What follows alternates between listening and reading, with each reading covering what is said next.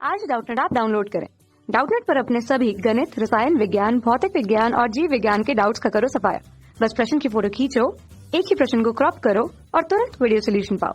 अभी डाउनलोड करें। नमस्कार दोस्तों, हमसे पूछा गया है प्रगथन यहाँ पर कह रहा है कि किसी वस्तु को या वस्तु से ऊष्मा के आदान प्रदान के बगैर उसका ताप परिवर्तन नहीं कर सकते। और कारण क्या कह रहे हैं कि ऊर्जा संरक्षण के सिद्धांत से एक निकाय की कुल ऊर्जा संरक्षित रहती है। तो देखो, ऊर्जा संरक्षण का सिद्धांत क्या कहता है हमारा? ऊर्जा संरक्षण ये कहता है कि ना तो निकाय की, देखो, निकाय की ऊर्जा हमेशा संरक्षित रहती है। ऊष्मा ऊर्जा को ना तो नष्ट किया जा सकता, ना ही उत्पन्न किया जा सकता। इसको एक रूप से दूसरे रूप में परिवर्तित कर सकते हैं। तो ये ऊर्जा संरक्षण का ही सिद्धांत है, ठीक है।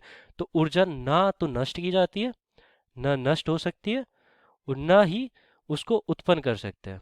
तो ना उत्पन्न कर सकते हैं, ठीक है, उत्पन्न कर सकते हैं। लेकिन क्या कर सकते हैं कि यहाँ पर ऊर्जा का परिवर्तन कर सकते हैं। जैसे उदाहरण के लिए मैं मान लेता हूँ कि हमारे पास क्या है कि एक निकाय है। तो हमारी जो समीकरण है वो है डेल्टा क्यू बराबर, ऊष्मागतिकी की प्रथम समीकरण यही है कि डेल्टा क्यू बराबर डेल्टा यू प्लस का डेल्टा डब्लू। अब मैं निकाय को क्या कर रहा हूँ कि ऊष्मा दे रहा हूँ। जैसे कि हमारे पास एक पात्र है, मान लिया कि हमारे पास एक पात्र है, इसमें क्या है कि गैस भरी हुई है। तो मैं क्या कर रहा हूँ कि इसको ऊष्मा दे रहा हूँ डेल्टा क्यू। तो ये आंतरिक ऊर्जा में परिवर्तन कर सकता है और साथ में ये निकाय द्वारा किए गए कार्य के बराबर होता है डेल्टा डब्लू। तो देखो, यहाँ पर ऊष्मा निकाय की जो है, जो ऊर्जा है, वो निश्चित है। अगर मैं इसको ऊष्मा नहीं देता तो ये पहले भी उतनी ही है, ठीक है। बाहर से अगर मैं ऊष्मा दे रहा हूँ तो वो परिवर्तित हो रही है यहाँ पर आंतरिक ऊर्जा में और यहाँ पर किए गए कार्य में। तो एक तरह से निकाय की यहाँ पर जो ऊर्जा है वो संरक्षित रहती है। तो कारण तो यहाँ पर सही हो गया हमारा। लेकिन जो प्रगथन है उसको देख लेते हैं अब। तो ऐसा कह रहा है कि ये प्रगथन की वस्तु या वस्तु से ली गई ऊष्मा के आदान प्रदान के बगैर ताप में परिवर्तन नहीं कर सकते। देखो, ताप में परिवर्तन कब कर सकते हैं? हम मान लेते हैं कि ये एक रुद्धोष्म प्रक्रम है हमारे पास, ठीक है, रुद्धोष्म प्रक्रम। हमें पता है कि विरुद्धोष्म प्रक्रम क्या होता है कि जैसे कि हमारे पास एक पात्र है, मान लिया उदाहरण के लिए एक पात्र है। इस पात्र में क्या है कि गैस है, ठीक है। अब गैस में क्या होता है कि ये पात्र ऐसा है कि ना तो ऊष्मा इसके अंदर जा सकती है, ना ही ऊष्मा इससे बाहर जा सकती है। तो क्यू यहाँ पर स्थानांतरण शून्य होगा। तो ये रुद्धोष्म प्रक्रम हो गया, डेल्टा क्यू बराबर 0। तो ऊष्मा का स्थानांतरण यहाँ पर शून्य हो जाएगा, ठीक है।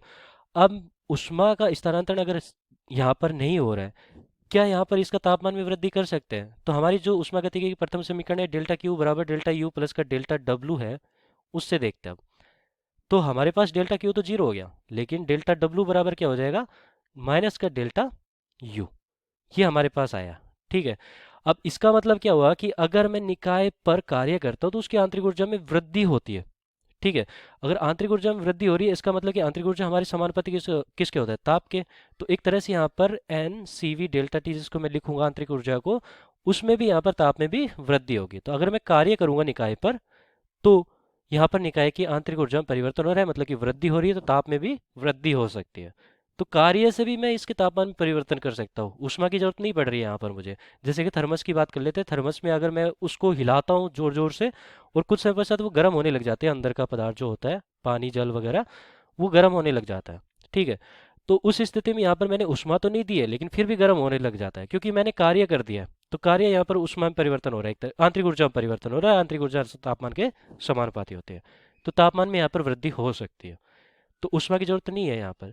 किसी वस्तु को या वस्तु से ऊष्मा का आदान प्रदान के बगैर भी ताप में परिवर्तन कर सकते हैं। तो यहाँ पर तो कहा है कि नहीं कर सकते, तो हमारे प्रकथन तो गलत हो गया। तो मैं क्या कहूँगा, प्रकथन गलत है, लेकिन कारण यहाँ पर सही है। तो हमारा विकल्प क्या हो जाएगा? देखो, यहाँ पर प्रकथन सही है किंतु कारण गलत है, तो ये तो उल्टा हो जाएगा। तो प्रकथन यहाँ पर मैं क्या कहूँगा, गलत है, और कारण यहाँ पर क्या है? सही है। इस प्रकार लिख देता हूँ, ठीक है। ये हटा देता हूँ। तो प्रकथन गलत और कारण यहाँ पर सही है। तो डी विकल्प यहाँ पर हमारा सही उत्तर हो जाता है फिर। धन्यवाद। कक्षा 6 से 12वीं से लेकर नीट, IIT, JEE वो एडवांस के लेवल तक 1 करोड़ से ज्यादा छात्रों का भरोसा। आज ही डाउनलोड करें डाउटनेट ऐप या व्हाट्सएप करें अपने सारे डाउट्स 8400 400 400 पर।